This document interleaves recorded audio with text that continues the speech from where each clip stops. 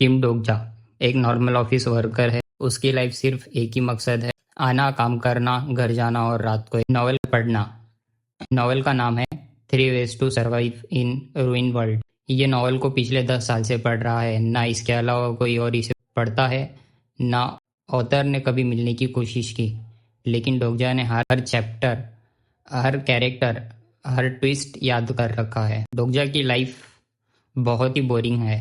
Office, घर, novel, उसका कोई दोस्त नहीं, कोई सपना नहीं, बस एक नॉवल ही उसका एस्केप है एक बेहतर दुनिया में।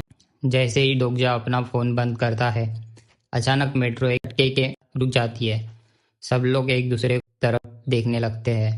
किसी को समझ नहीं आता कि क्या हुआ। फिर एक अजीब सी आवाज़ पूरे कोच में गूंजती है। ये नॉर्मल अनाउंसमेंट नहीं होती। आवाज़ ठंडी, बेजान और डरावनी होती है। आवाज़ के साथ ही एक स्क्रीन सबके सामने दिखाई देती है। सब हैरान, घबराए और कंफ्यूज होते हैं।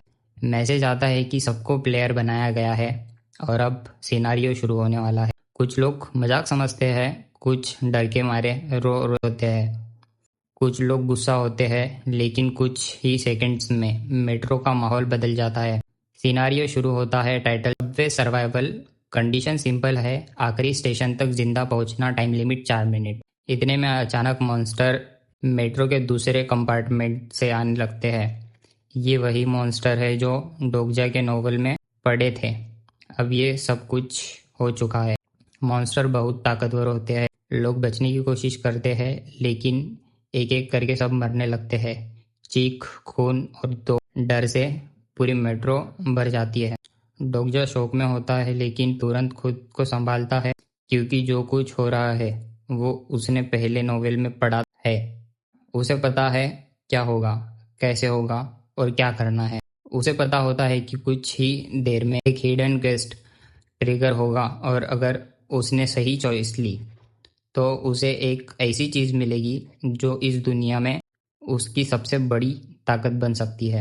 हिडन क्विस्ट एक्टिव होता है और ऑब्जेक्टिव किसी एक इंसान को बचाना, रिवॉर्ड अननोन। डोकजा जानता है कि ये रिस्क बड़ा है, लेकिन रिवॉर्ड भी बहुत बड़ा है। डोकजा बिना वक्त गवाए एक लड़की को बचाने का डिसीजन लेता है, जो एक मॉन्स्टर के शिकार होने वाली थी। ये उसका नए जर्नी की पहली स्टेप होती है। सिनेरियो जारी है, टाइम कम है, डेंजर और बड़ा है, लेकिन अब डोकजा अकेला नहीं, उसके पास नॉलेज है जो किसी और के पास नहीं। ये सिर्फ सर्वाइवल की कहानी कब नहीं, एक ऐसे लीडर की कहानी है जो खुद एक स्टोरी का मेन कैरेक्टर बन चुका है।